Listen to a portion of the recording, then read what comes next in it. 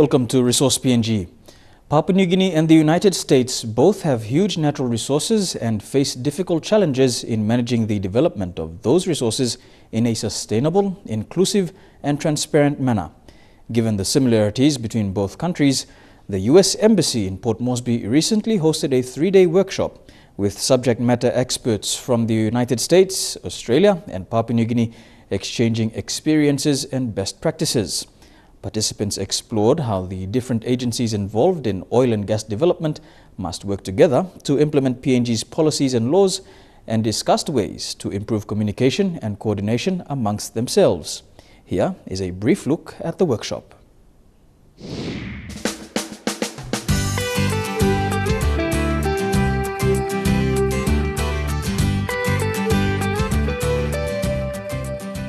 Key government agencies in the energy sector came together to discuss best practices for the regulation of oil and gas development in PNG. The dialogue was facilitated by the United States Embassy in Port Moresby, with the theme identifying best practices for the regulation of oil and gas development in Papua New Guinea. The workshop involved stakeholders within the development of the oil and gas sector. Department of State, and specifically the bureau that I'm from in Washington, D.C., the Bureau of Energy Resources. We fund different workshops and different engagement under our Energy Governance and Capacity Initiative. And this is a really great initiative that we've been coming here to Papua New Guinea with since 2012. And this was the third of a series of workshops. And this one we did a little bit differently. We actually came and we learned some lessons and we took some feedback from you all when we were here from our last workshop. And there was a real challenge mentioned that interagency coordination was difficult in Papua New Guinea. So we thought this time we would come and we would engage and have issues generated and solutions generated from within the participants in the workshop. And I think we've really done that. And this workshop is something we're now going to take back. As Joe has mentioned, this is one of our most successful workshops globally. And we really think we got a lot of engagement. We got a lot of issues on the table, and they're difficult issues. And so I think this will be great going forward. It certainly will set the stage for things we'll do in the future, and hopefully other interested parties, government officials, donors, different members that are engaged in Papua New Guinea, and see what they can do now going forward as well with these challenges and solutions that have been raised during this workshop.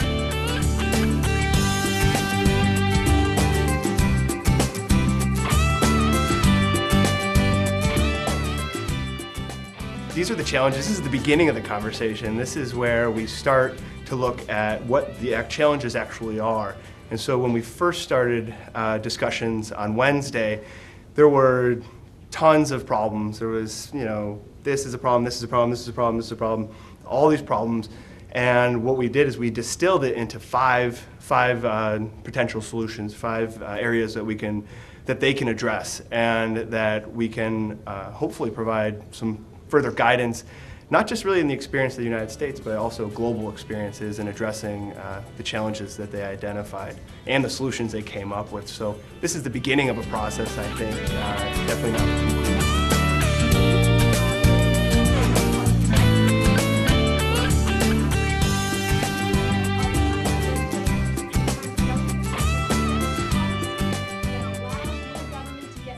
My 3 days here was really good for me personally for capacity building, but more importantly, my department, DJAG, is, like you have stated, a key department in regulating oil and gas. So my participation in this workshop has really helped me, and two, that I've come to know the people in line agencies who I can work with. So networking was another achievement for me. Now I know who to contact in a line agency if I need help from that particular department.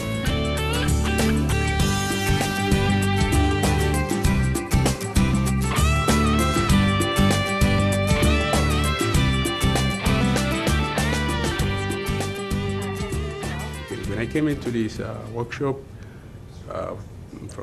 I didn't expect, I wasn't sure what I was going to learn through this workshop. So as the workshop progressed, I think the coordinators did a very good thing to get us all together and get us to discuss among ourselves, to identify the issues, the problems that we faced. We had two cases that we had to look at, and one of the cases was the PNG LNG project, and some of the difficulties that we faced during the delivery of that project. And I think during the process of discussion, we identified some of the key areas that we kind of faced during our work there. So, and then we had to get this, and then we had to apply to the next project, which is the not Ketuel but El Kenchilok, the inter-oil project.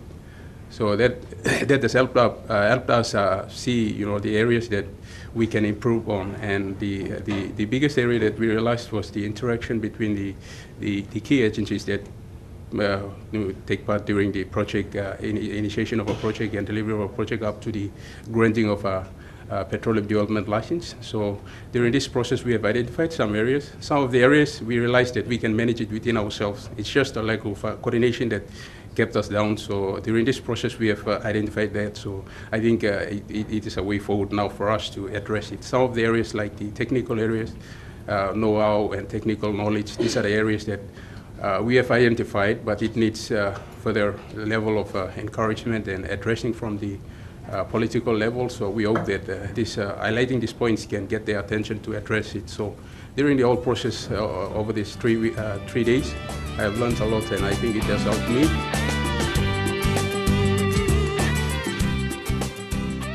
This dialogue discussed ways in which the different actors can work together to implement PNG's policies and laws, and discuss ways to improve communication and coordination amongst themselves.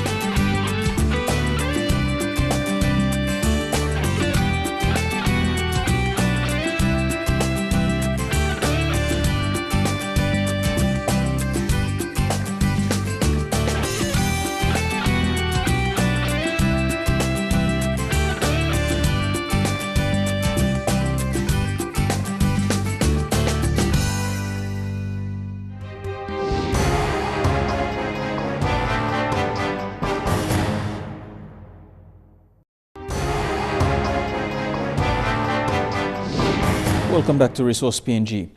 With Papua New Guinea looking to maximize returns from its natural resources, there needs to be options for exploration companies to access finance. This at times can be frustrating, especially in an expanding economy such as PNG. We speak to Robin Polson, lead partner with Deloitte Corporate Finance in Brisbane. Good evening and welcome once again to another episode of Resource PNG. Tonight we'll be featuring Robin Polson, who is the Deloitte Corporate Finance PNG Liaison Partner. Thank you for your time. It's great to be here, Takana. Okay. Now we'll be talking a bit about the different aspects of funding in resource projects. And on that note, what are some of the key funding considerations for resource projects? I think some of the most important things are making sure that you understand the project you're getting into, that you have a good relationship or are happy with the team that is going to run the project, and that you have a real expectation of the kinds of returns you need. In other words, how much profit you want to make, and when you need your money back, because those are the things that are most important to investors. Apart from those significant funding considerations, are there any other factors that can contribute to a successful funding prospect in resource projects? I think it's important as well for the markets to be right for that commodity at the time.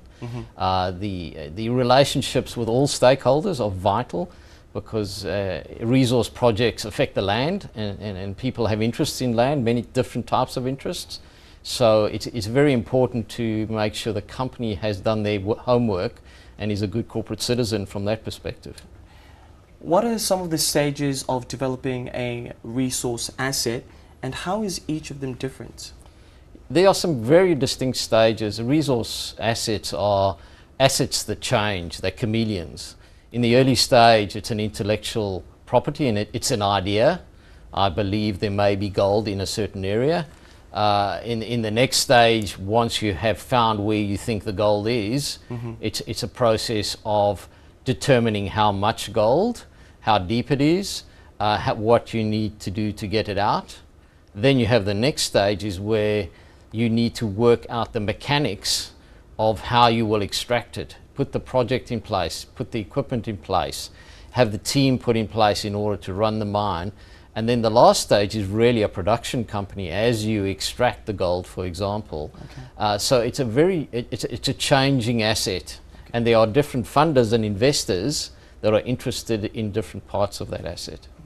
It sounds like a very broad explanation, but with respect to theory and being practical about what the project would bring in terms of its revenue. Yeah. I think if you want to compare it to everyday things, exploration is gambling with a bit of science. So there you are taking a chance that there may be something. So you will put a very small amount on the table and stand to win a very large amount. Mm-hmm. But there is a lot of risk involved. There's a lot of chance of not getting your money back. Whereas if you're at the production phase, it's more like having some kind of loan to someone else where they pay your earnings back with a bit of chance of getting paid back more if the commodity improves, and maybe a chance of getting paid back less if the commodity becomes less well priced. So it's like you're gambling. It sounds to me like you're gambling on volatility. Is it fair to say that? Yes, I need to be careful about the word gambling because there's a lot of science involved in exploration. And so there is a high risk of failure. So there's a high risk you won't get your money back. Okay. But in the event of success, you will get many, many times your money back. Down the road, there is some volatility, so your returns, unlike a fixed deposit in a bank, your returns will vary depending on how the commodity of the company goes in the open market, and to the extent that isn't already sold in long-term contracts. So when you invest in oil and the oil price falls, your investment will be worth less. Okay. If the oil price rises, it will be worth more. But the larger companies have a lesser impact than the very small companies. Okay. And just on that note, can you briefly describe how asset funding evolves? Well, asset funding in the early stages, it needs to be people that can afford to take the risk and are prepared or understand the asset very, very well. So you wouldn't invest in something that's highly risky without understanding it. As you move through the asset until it gets to the production phase, the funders become more focused on the ability of the operation to repay them and less focused on what the operation actually does. Okay. So the risk falls away, but as you know, if you venture a lot, if you take a high risk, your return can be very high. Yep. And if you venture a little, in other words, your risk is very low, well, your return is also low. So that's how it changes through the life cycle. Okay. Just away from asset funding, the Sydney Conference on Mining and Petroleum. What do you aim to gather? Obviously, we've got a lot of resource project operators here. So how do your expertise tie in with the conference and the operators? Well, Deloitte has a very large presence in PNG, and particularly in the space of transactions and funding, arranging funding for resource operations. Mm-hmm. I'm the liaison partner in Australia for that on the corporate finance side. I work with Lutz Heim, our partner over there.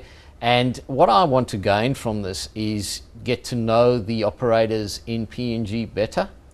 Is talk about my ideas around resource funding. Has that worked thus far? Yes, it has. I got some very interesting feedback after the talk. Some people agree, some people disagree, okay. But it's really that interaction that's important. Real new knowledge comes from discussion and interaction, and I think this conference is very good in bringing people together, getting that interaction going, developing new relationships, and from new relationships become new business. Before we wrap things up, Mr. Polson, can you briefly explain to our viewers, including myself, how the risk-return equation evolves in any project? Risk and return is, I think, something that governs everything we do every day. You'll hear often, if you go out on a limb, if you take a chance, you're doing that because you expect a very high return, whereas if you act conservatively, you are not expecting to change your outcome very much. It's the same for mining.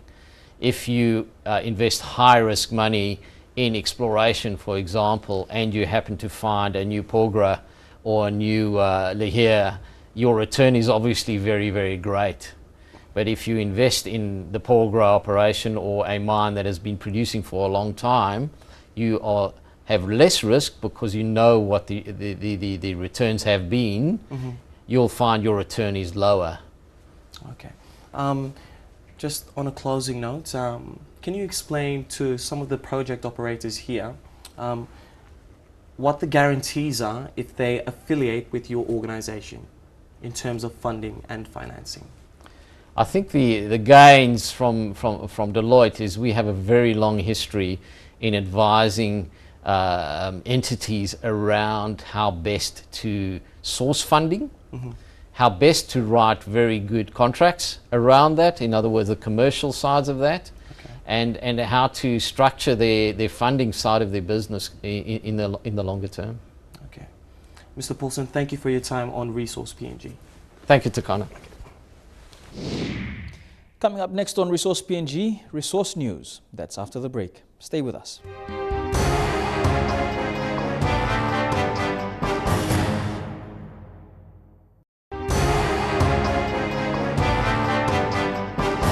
Welcome back.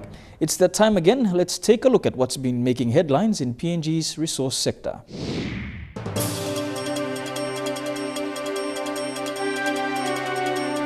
Final entitlements for over 300 mine workers from Tolokuma Gold Mine in the Goilala district of Central Province were expected to be paid out starting this week. This was announced by the management of Tolokuma Gold Mine recently. The decision to close down the mine by the board of Petromin, the parent company, was because it was too costly to run the mine.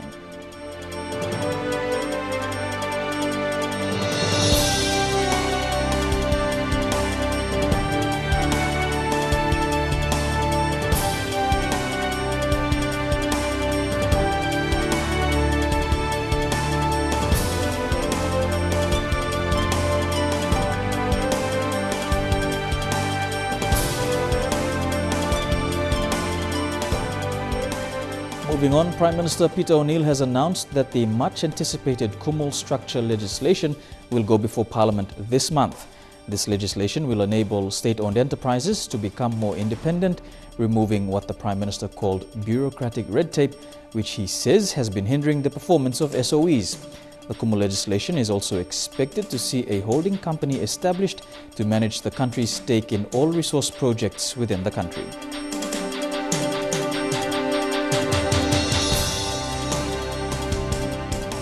And unlisted public company Larus Energy has announced its desire to find a partner for its PPL 326 tenement in Papua New Guinea.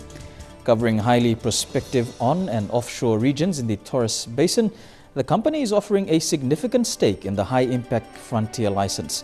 Additionally, the area is largely unexplored and includes opportunities in 2 different petroleum systems which have been mapped with clastic and carbonate targets. Larus has been the only explorer to have reviewed all relevant data, which includes the 1981 SON data and the 2006-2007 semi-regional seismic data from Fugro's offshore seismic acquisition program.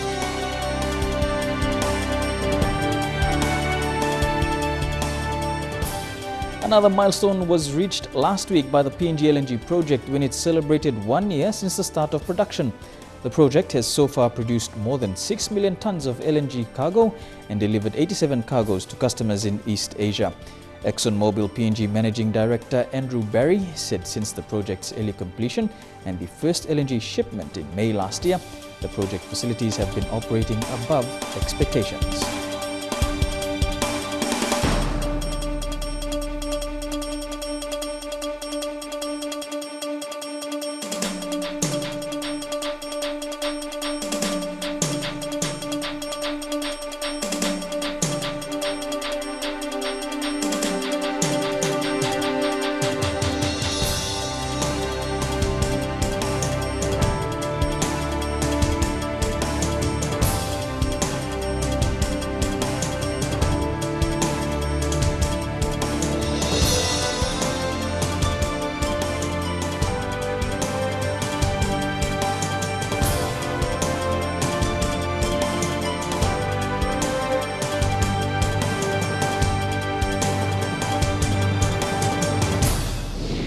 And that ends Resource News for this week and also brings us to the end of this episode of Resource PNG.